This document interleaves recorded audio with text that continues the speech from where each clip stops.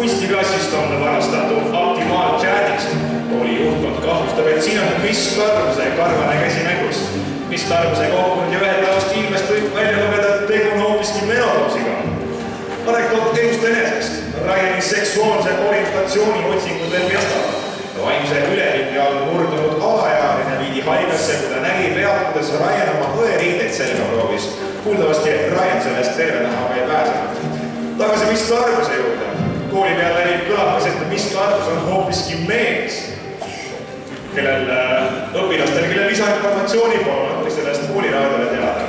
Elage lugeja mõistus ning püsige lainel, sest East IFM jätkab õige pea.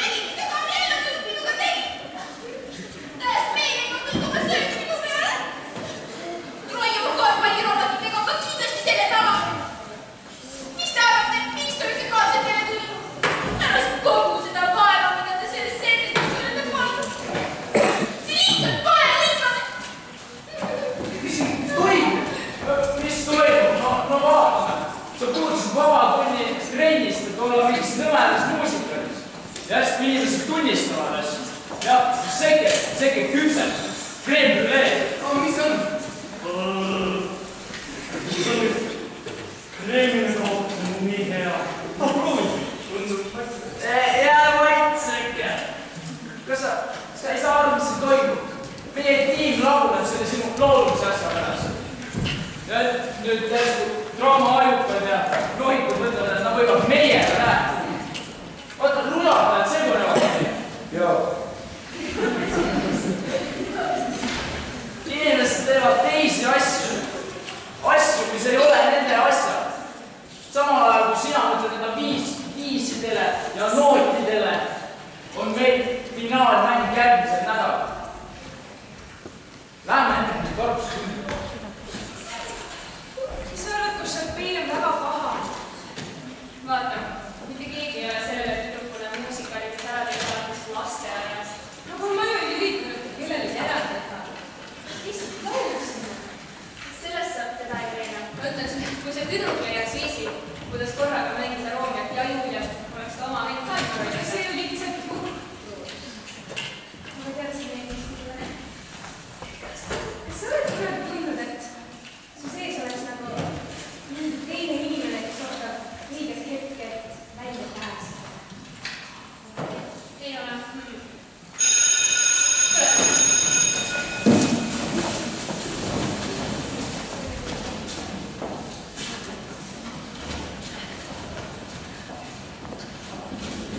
Šapeil, tere!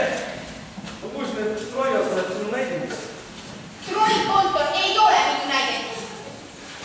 Ma mõtlesin, et äkki sa viitsid kunagi peale tunde tulla vaatama, kuidas ma korvi viskan.